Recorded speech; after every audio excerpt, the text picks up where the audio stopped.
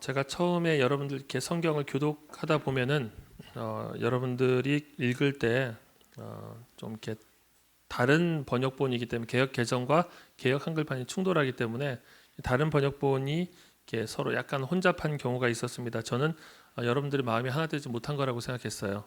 예, 근데 그건 아닌 것 같고, 예, 그래서 지금 약간 그 번역본이 좀 혼돈이 있는데 내년도 3월부터 우리가 이제 개역 개정을 교회적으로 쓰기로 했습니다. 그리고 아마 12월 중순 말경부터 교회에서 개역 개정 성경을 판매할 겁니다. 그때는 조금 더 저렴한 가격에 구입할 수 있도록 도움을 드릴 예정입니다. 그래서 여러분들이 혹시나 지금 성경을 사신다면은 개역 개정을 사시는 게 좋겠다라고 말씀을 드리고요. 저도 개역 개정으로 설교를 하도록 하겠습니다. 오늘 이 본문 설교를 하기까지 3주가 걸렸습니다. 제가 이 본문을 의도적으로 피한 것은 아닌데요. 상황상 계속 좀 본문을 설교할 수 없는 그런 환경이 되었습니다. 2장 마지막 절까지 설교를 하고 나서 그 다음 주에 이제 3장 이 설교를 열심히 제가 마음속에 긴장을 하고 주님께서 은혜 주시기를 구하면서 설교를 준비하려고 하니까 전도주일이에요. 새신자 초청주일인데 새신자들이 와서 듣기에는 조금 그래 피하자. 그래서 한 주를 스킵을 했습니다. 한 주를 스킵을 하고 또 말씀을 이렇게 나누려고 준비를 하다 보니까 섬김 영광의 날입니다. 섬김을 열심히 한 이들에게 또 순종하라 복종하라 이러면 또 마음 어려워질 것 같아서 제가 또 한 주를 건너뛰어서 지난 2주 동안은 주제 설교를 했었죠.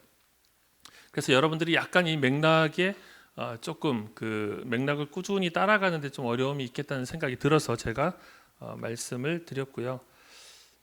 사실 뭐 제가 이번 그 2주 설교를 생각하면서 계속 마음속에 어려움을 갖고 또 어떤 면에서는 긴장감을 가지고 설교 준비를 했었던 이유는 본문의 상황보다는 이 본문을 해석하는 우리의 상황이 훨씬 더 첨예하다는 생각을 하기 때문입니다. 아마 저 개인적으로 성경을 해석해 온 그 성경이 선포되어 온 이 교회의 역사 한 2000년 정도의 이 역사 속에서 이 본문이 지난 세기까지는 전혀 문제가 없었을 거라고 생각합니다. 그러나 이번 세기 그리고 20세기 후반 이 시기적인 배경 속에서 이 본문을 어떤 방식으로 해석하고 이 본문이 이야기하고자 하는 바가 무엇인가, 특별히 남성과 여성에 대한 부분이 어떤 면에서 받아들여지는 우리의 입장에서 조금 더 긴장감이 있고 또 첨예한 주제가 되지 않았나 하는 생각이 듭니다. 사실 저는 대학부 사역을 하기 때문에 대학생들이 어떤 생각을 하고 사는지 그리고 이 어떤 대학생들 젊은이들 사이에서 어떤 고민들과 주제들이 오가는지를 캠퍼스를 돌아다니면서 혹은 SNS를 통해서 여러 경로를 통해서 접합니다. 그러면서 한 2, 3년 전일까요? 2, 3년 사이부터 이 남성과 여성의 어떤 대립에 대한 문제 그리고 남혐, 여혐으로 표현되는 이런 그 어떤 공격적인 서로를 바라보는 시각 그리고 어떤 좁혀지지 않은 입장 차가 상당히 크다라는 생각을 하게 됐고요. 어떤 면에서 그것은 이 온라인 지면상에서 전쟁터와 같이 다뤄지는 경우가 많다는 것을 발견했습니다. 전쟁의 특징은 뭐냐면요. 승리 외에는 다른 어떤 것도 고려가 되지 않는다는 것입니다. 어떤 상황을 그 전제하지 않더라도 정말 수단 방법을 가리지 않고 어쨌든 이겨야 하는 그런 대립각이 종종 비춰지고 그 중에서 조금 더 충격적인 일들은 언론의 기사화가 되기도 했었죠. 저는 여러분들 중에는 이 부분에 대한 관심 혹은 이 고민이 깊이 들어가 있기 때문에 정말로 그런 온라인상의 어떤 토론과 논쟁 속에 참여해서 깊은 이야기들을 하신 분들도 있으리라고 생각합니다. 그 고민만큼 제가 미치지 못하더라도 우리가 이 말씀을 통해 가지고 바라봐야 할 것은 하나님께서 이 공동체와 또 이 시대 가운데 성경 말씀을 통해서 무슨 말씀을 우리에게 주실 것인가, 우리가 그것을 바라볼 수 있었으면 좋겠고요. 하나님의 말씀을 우리가 절대시할 때 다른 것들이 상대화됩니다. 그런데 다른 어떤 것을 절대시하게 될 때는 심지어 하나님의 말씀과 하나님조차도 상대화된다는 것을 기억하시고 우리가 이 말씀을 바라볼 수 있었으면 좋겠고 이 말씀 속에서 은혜를 누릴 수 있었으면 좋겠습니다. 본문의 내용 첫 번째 3장 1절을 보시면 이렇게 이야기를 합니다. 아내들아 이와 같이 자기 남편에게 순종하라. 명령으로 출발을 합니다. 그리고 이 말씀을 우리가 해석하기 위해서는 이 자기 남편에게 순종하라라는 그 앞에 있는 이와 같이에 주목을 해야 할 것입니다. 자, 이와 같이 자기 남편에게 순종하라라고 하는 이 이와 같이는 무엇을 끌어다가 오는 것일까요? 어떤 방식이 있다는 것이겠죠. 어떤 행동 방식을 가지고 와서 자기 남편에게 순종하라라고 이야기를 하는 것입니다. 자, 그렇다면 우리는 이와 같이가 어디를 끌어오려고 하는 것이 어떤 예시를 끌어오려고 하는 것인가를 우리가 살펴야 합니다. 자, 바로 앞문맥에는 예수님의 모본이 있죠. 예수 그리스도의 모본이 있습니다. 자, 예수님처럼 자기 남편에게 순종하라인가? 자, 그리고 조금 더 앞으로 가보면은 사환의 얘기가 있죠. 사환처럼 자기 남편에게 순종하라인가?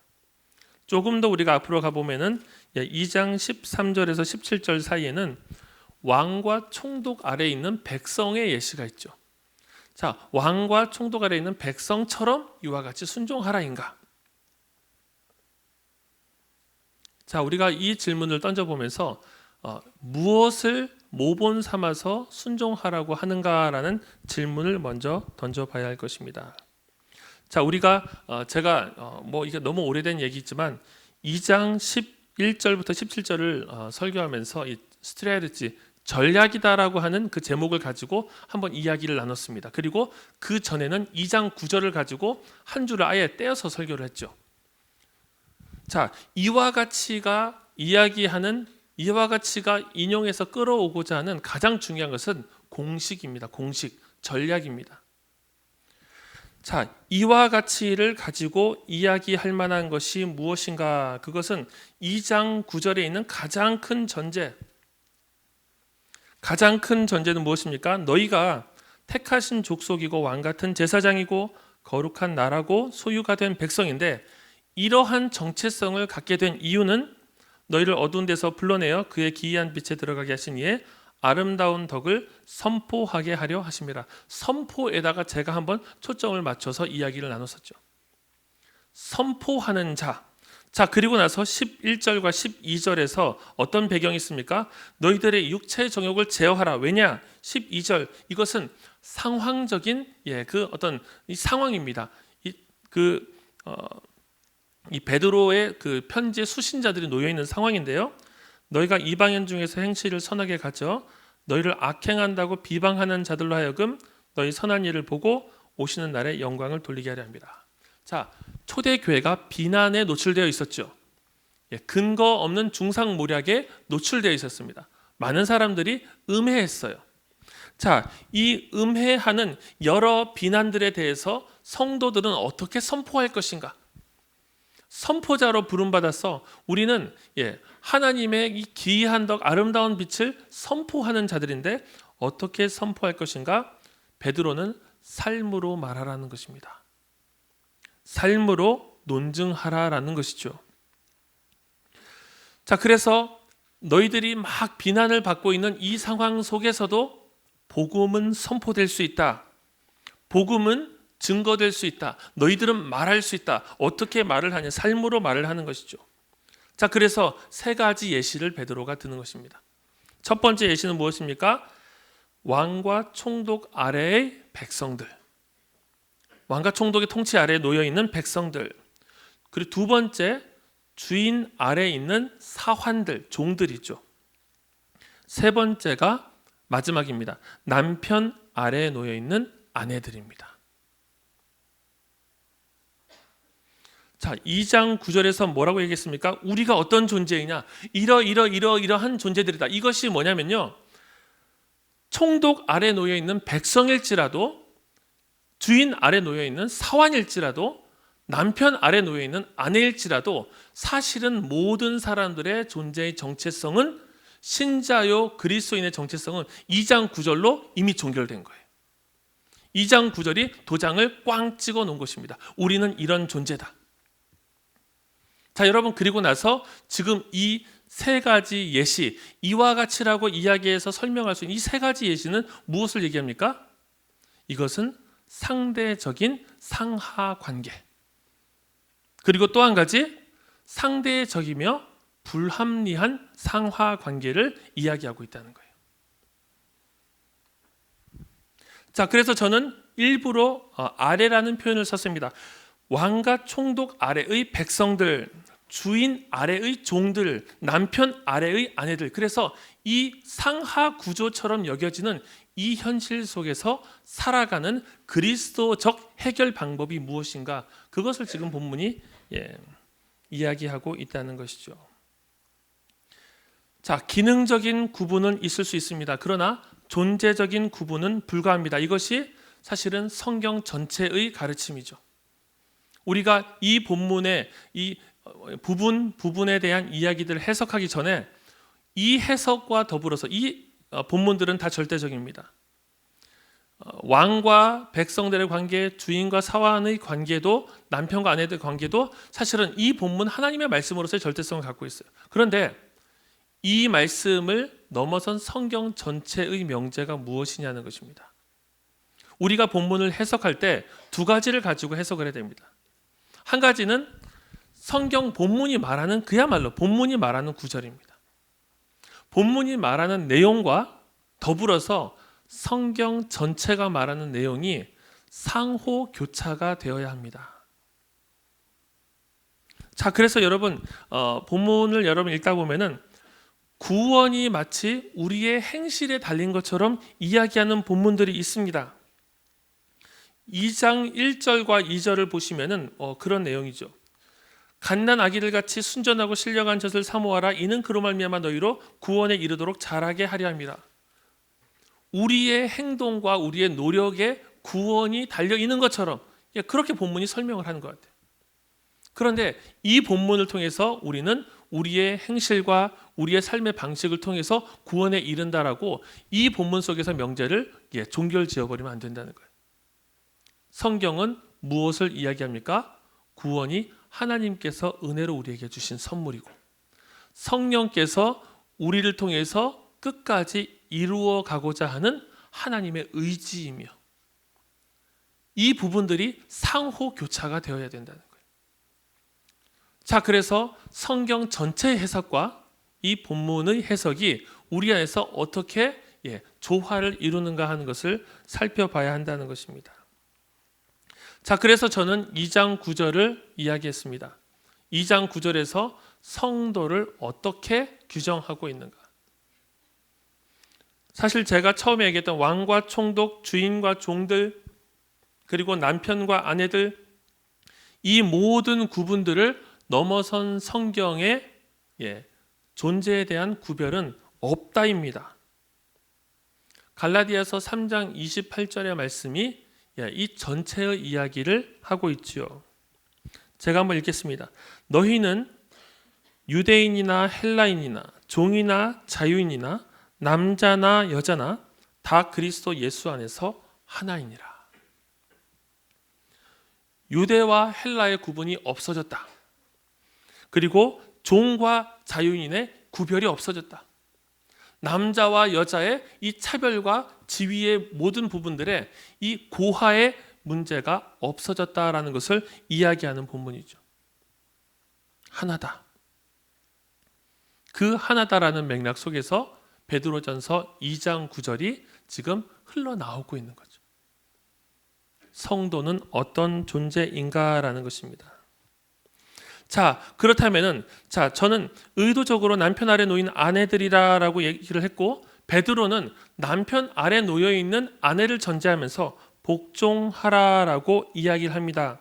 순종 내지는 복종입니다.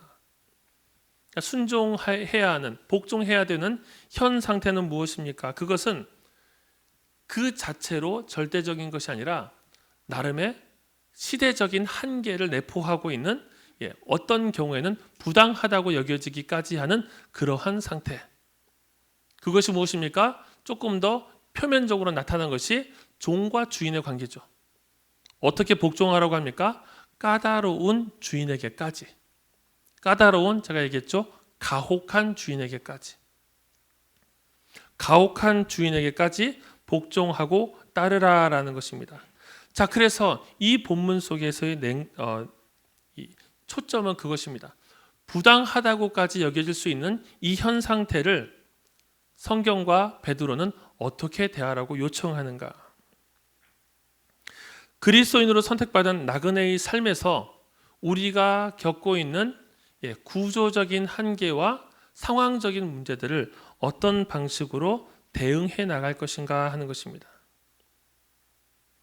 결론을 제가 이야기하자면 베드로는 현재의 상태를 변혁적 관점에서 능동적으로 인정하고 있습니다. 조금 여러 가지 복잡한 말들인데요. 변혁적 관점에서 능동적으로 인정하고 있습니다. 제가 인정이라는 얘기를 쓴 것은 긍정과 구별되는 인정입니다.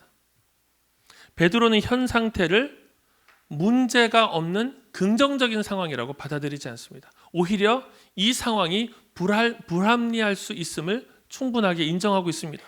여러분, 그래서 종과 사환의 관계를 우리가 생각해 보면은 이 상태가 불합리할 수 있다는 이유를 들면서 주님께서 걸어가신 길을 거기다 거론하고 있는 거예요.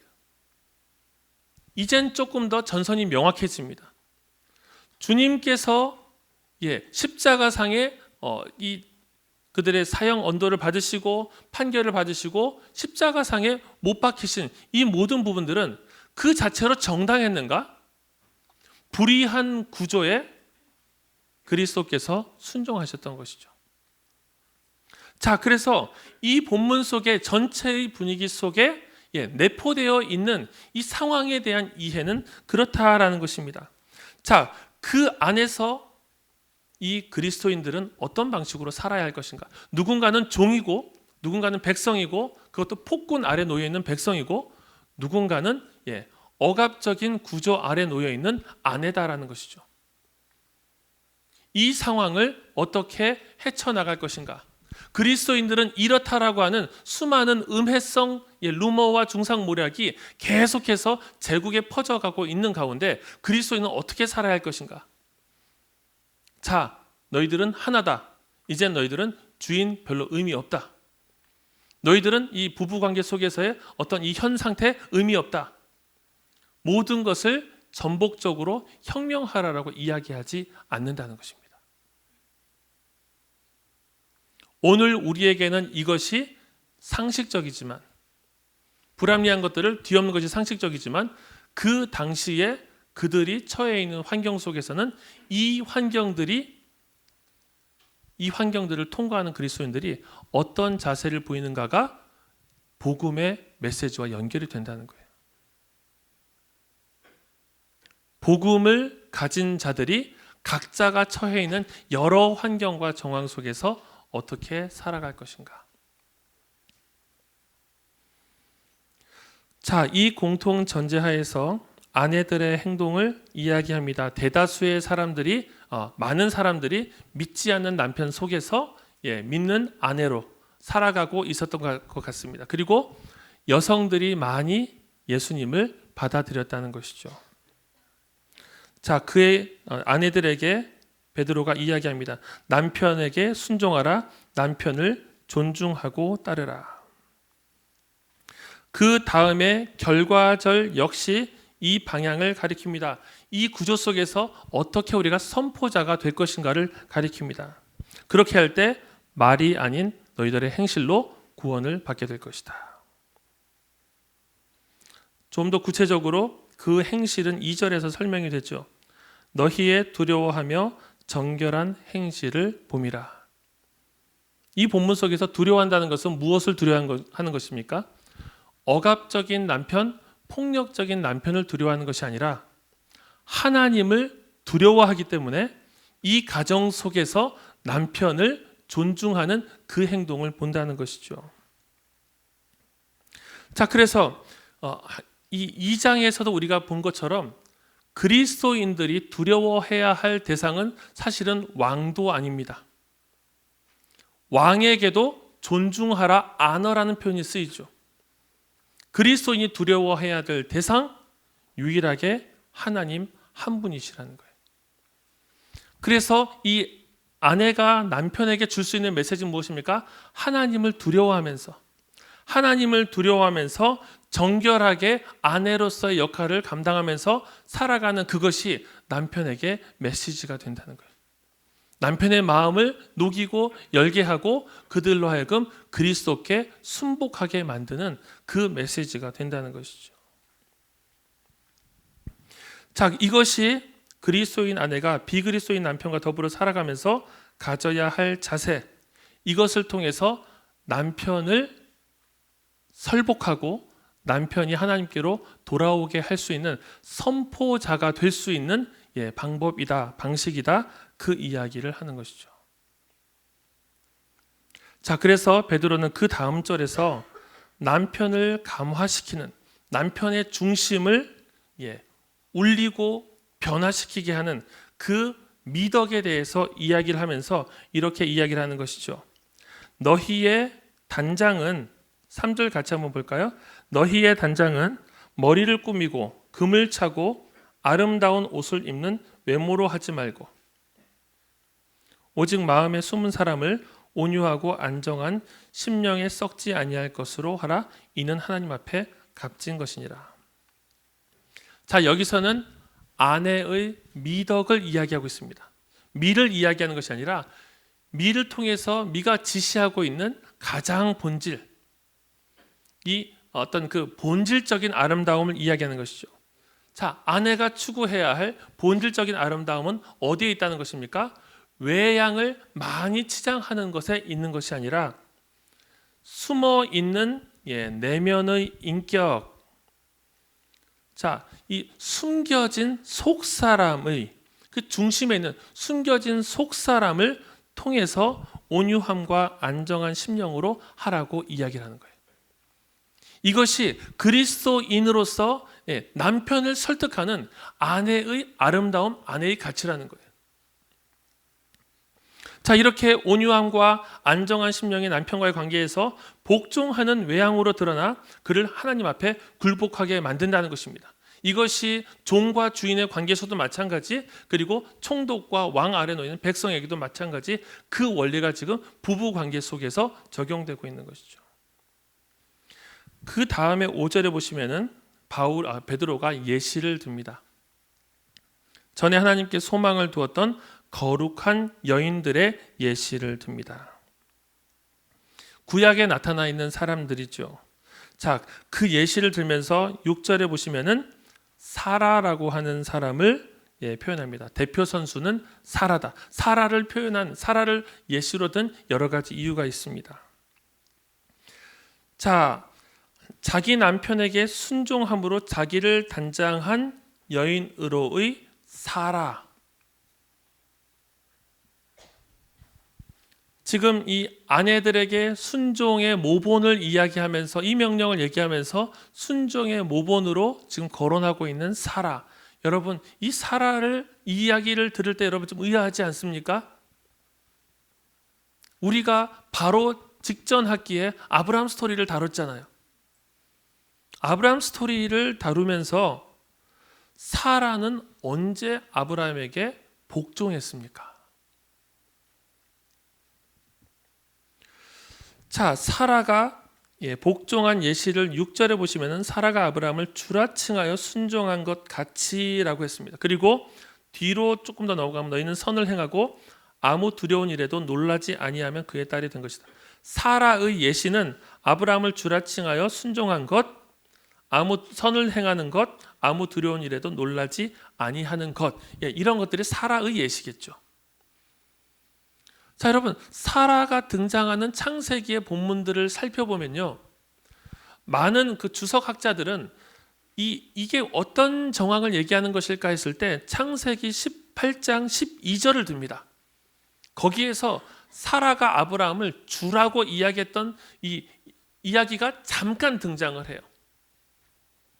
그냥 아브라함을 주라고 칭했던 사실이 잠깐 등장합니다. 창세기 18장 12절의 맥락을 제가 잠깐만 설명을 드리면요.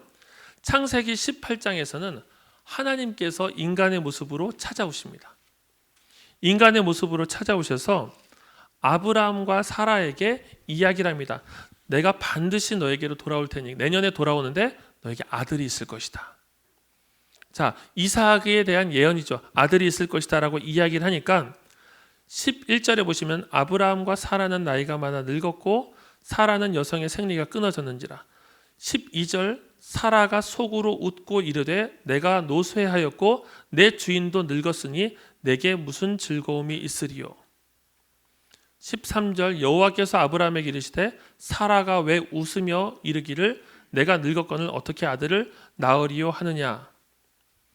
여러분, 이게 지금 아브라함의 사라를 주라고 표현했던 하나 남은 구절입니다. 근거가 될 만한 구절이에요. 그런데 생각해 보십시오. 이 본문의 맥락이 순종과 관련이 있는 것 같습니까? 아들을 낳을 것이다 라고 얘기를 하니까 사라가 장막 문에서 그 얘기를 몰래 듣고 나서 피식 웃는 거예요. 야, 말도 안 된다.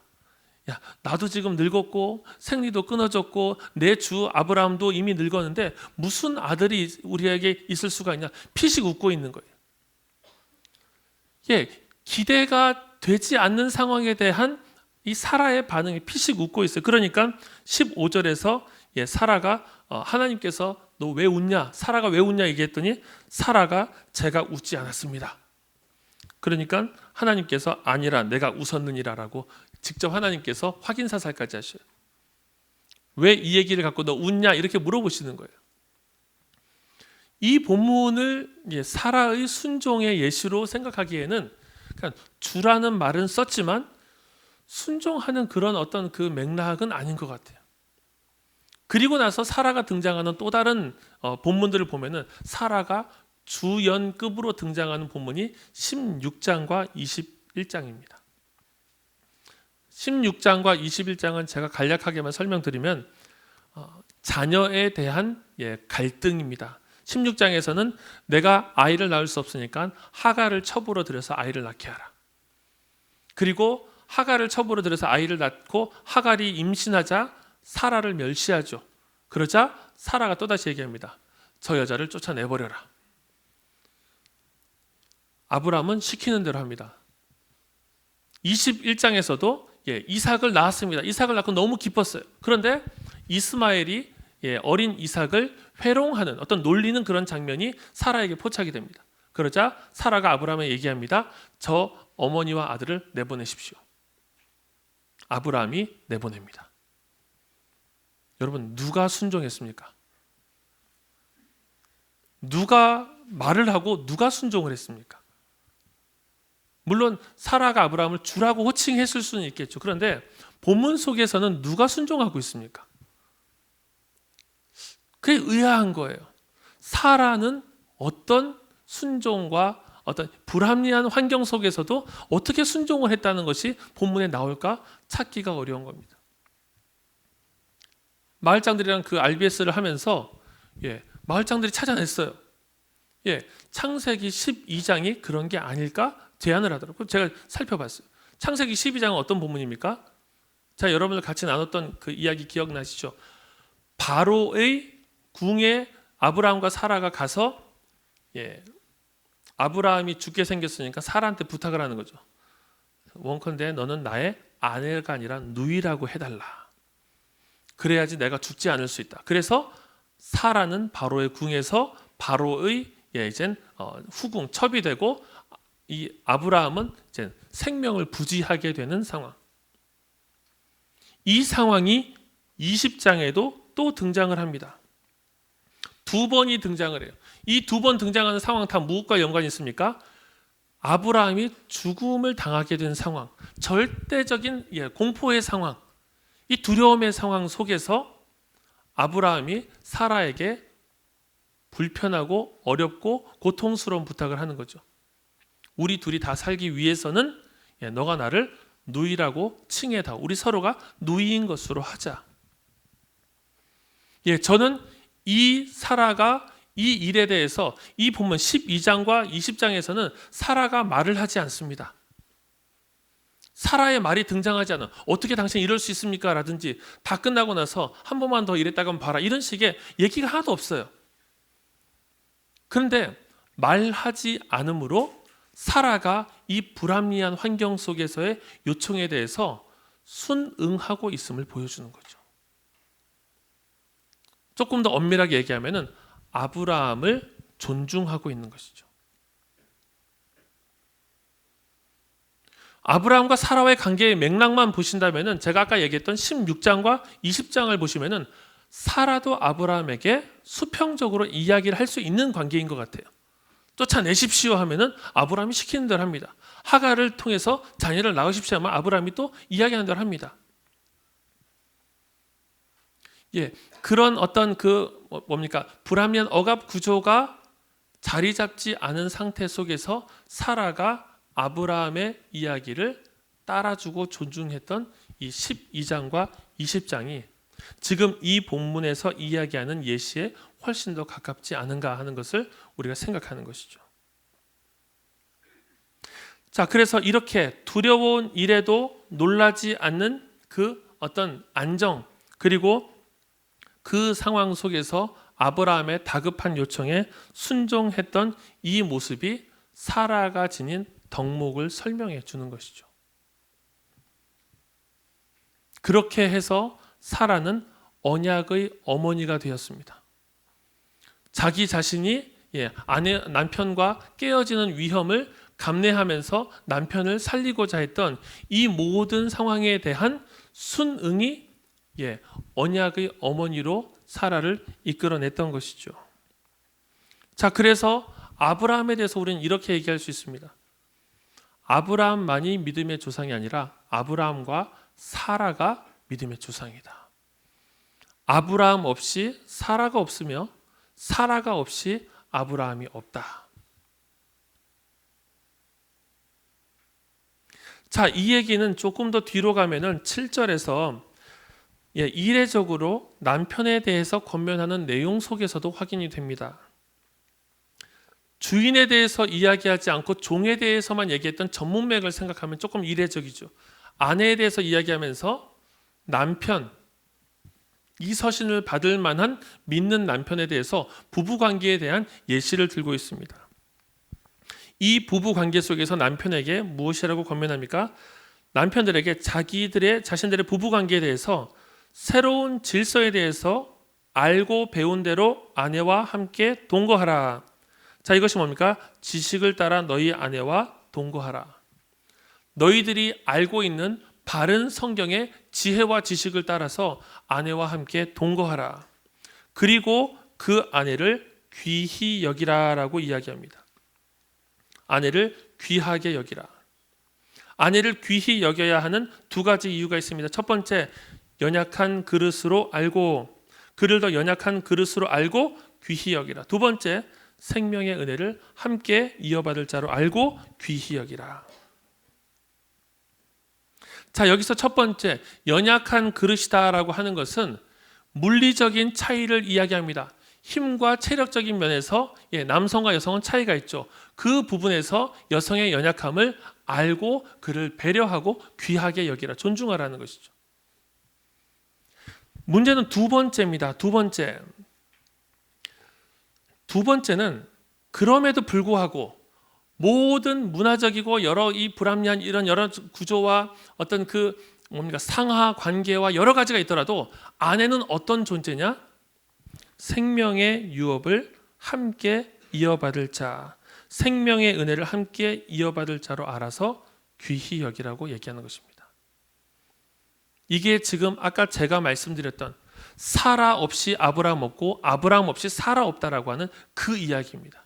여기서 사라는 아브라함 옆에 서 있는 그냥 사진상의 구실을 위한 존재가 아니라 언약의 함께 언약 위에 서 있는 두 주체를 이야기하는 것이죠. 그래서 남편에게 아내를 귀히 여기라라고 얘기할 때는 아내가 생명의 은혜를 함께 이어받을 자다.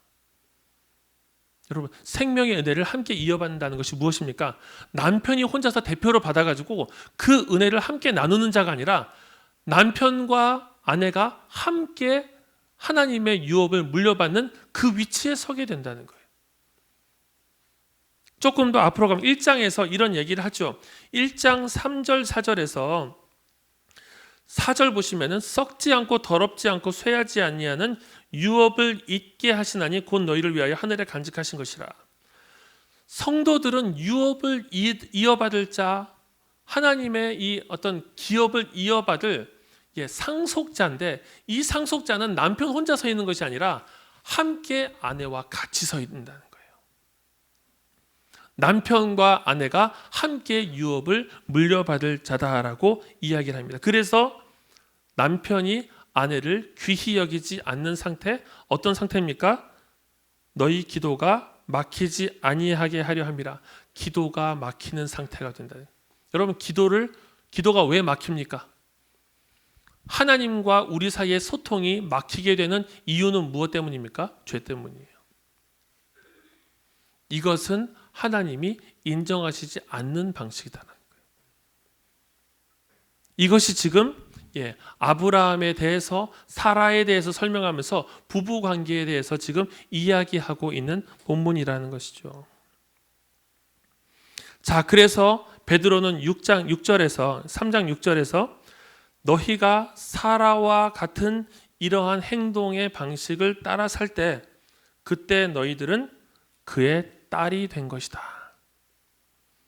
아브라함의 자손이 가지고 있는 그 도약이 있습니다. 혈통상의 아브라함의 자손이 아니라 믿음을 통해서 모든 사람이 아브라함의 자손이 되는 도약이 있죠.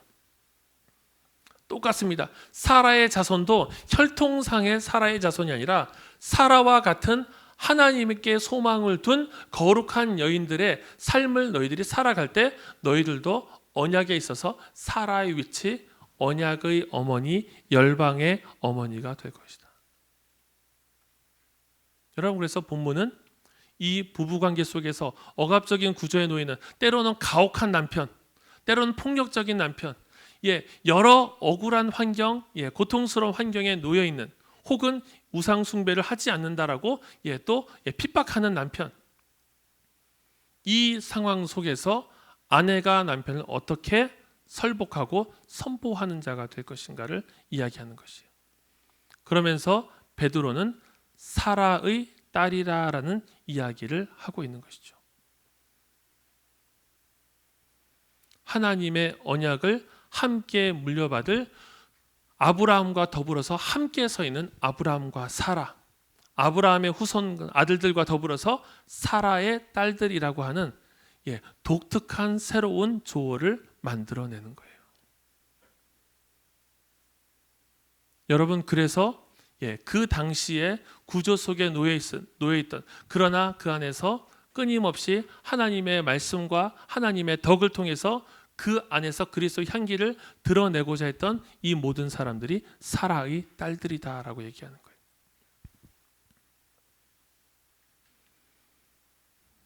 말씀을 맺겠습니다. 이제 중요한 것은 오늘의 이야기입니다.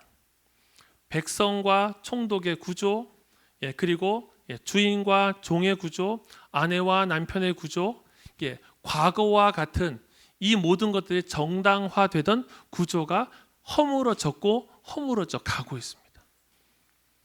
여러분, 그래서 어떤 부분에서 우리는 이것을 아내의 윤리에만 적용을 해야 되겠지만, 어떤 면에서는 종에 대한 내용이 종이 아닌 모두가 들었듯이 아내에 해당하는 이야기를 아내가 되지 않을 남성도 똑같이 이 본문 속에서 우리의 적용점을 발견하게 된다는 거예요. 우리에게도 마찬가지, 우리 교회의 이야기가 되는 것이죠. 이 안에서 아브라함의 아들로만 우리가 존재하는 것이 아니라 사라의 딸의 방식으로, 사라의 딸의 윤리로 교회가 현 상황 속에서의 불합리함, 현 상황 속에서의 어떤 억압 구조를 어떻게 바라보고 어떻게 뚫어나가며 그 안에서 어떻게 우리가 향기를 나타낼 것인가. 그래서 1차적으로 이 본문은 여성에게 이야기를 하고 있습니다. 아내에게 이야기를 하고 있습니다. 아내가 될 사람의 얘기를 하고 있습니다. 그러나 이 이야기는 교회에 하고 있는 권면이 되는 것입니다.